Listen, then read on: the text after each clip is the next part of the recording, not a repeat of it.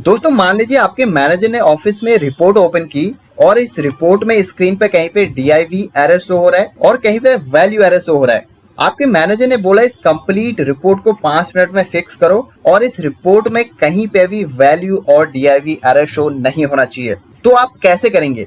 स्वागत है दोस्तों एक्सेल बूट कैंप सीरीज के 26th डे में। आज हम सीखेंगे एरर हैंडलिंग। जी हाँ दोस्तों, एरर हैंडलिंग का मतलब है जो भी यहाँ पे स्क्रीन पे एरर्स आ रहे हैं इनको हमने हाइड करना है। हम अपने अकॉर्डिंग यहाँ पे रिजल्ट्स शो करवा सकते हैं। फॉर एग्जाम्पल यहाँ पे टारगेट है और यहाँ पे सेल्स है, अचीवमेंट परसेंटेज निकालना है, लेकिन कहीं पे टारगेट 0 है तो यहाँ पे एरर आ रहा है। अब इस एरर को हैंडल करने के लिए हम क्या करेंगे, हम अपने अकॉर्डिंग यहाँ पे कुछ भी शो करवा सकते हैं। हम 0 शो करवा सकते हैं या फिर कुछ और यहाँ पे लिख सकते हैं। तो वो हम कैसे करते हैं दोस्तों, उसके लिए हम यूज करते हैं इफ एरर का। जी हाँ दोस्तों मान लीजिए यहाँ पे टारगेट है और ये सेल्स है और हमें अचीवमेंट परसेंटेज निकालना है। तो हम अचीवमेंट परसेंटेज कैसे निकालते हैं, हम क्या करेंगे, सेल्स को डिवाइड कर देंगे किससे, टारगेट से, और एंटर कर देंगे।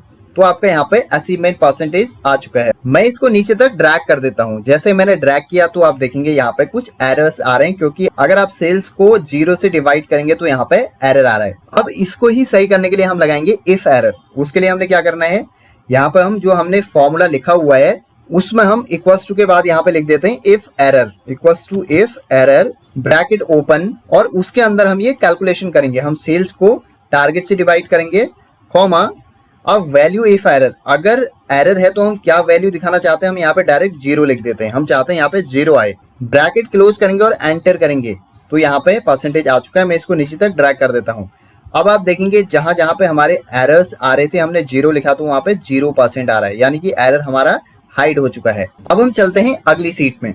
यहाँ पे देखिए टोटल सैलरी में आपको कहीं कहीं पे वैल्यू एरर दिख रहे हैं। जब आप टैक्स को न्यूमेरिक वैल्यू से मल्टीप्लाई करते हैं तो आपका वैल्यू एरर आता है। तो इसको फिक्स करने के लिए भी हम इफ एरर लगाएंगे। यहाँ पे हमने जो फॉर्मूला लगाया है इसको हम फिक्स करेंगे।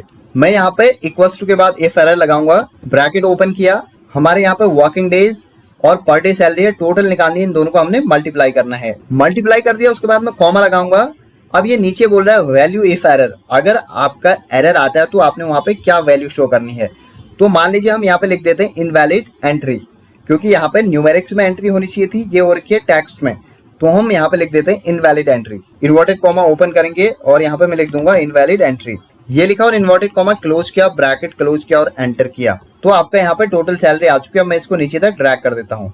तो आप देखिए जहां जहां पे वैल्यू एरर आ रहा था वहां पे इनवैलिड एंट्री लिखा हुआ आ रहा है। मान लीजिए एक लास्ट डेटा है और आपके मैनेजर को नहीं पता यहाँ पे वैल्यू एरर क्यों आ रहा है, तो इस तरीके से आप इफ एरर की हेल्प से यहाँ पे एरर वैल्यू को इंडिकेट कर सकते हैं। अगर आपको एक्सेल में कोई भी एरर हैंडल करना है तो आप फॉर्मूले से पहले इफ एरर लगा दीजिए। तो दोस्तों ये था आज का वीडियो। अगर आपको वीडियो पसंद आए तो प्लीज मेरे चैनल को शेयर एंड सब्सक्राइब करें। मिलते हैं अगले वीडियो में, तब तक के लिए बाय बाय।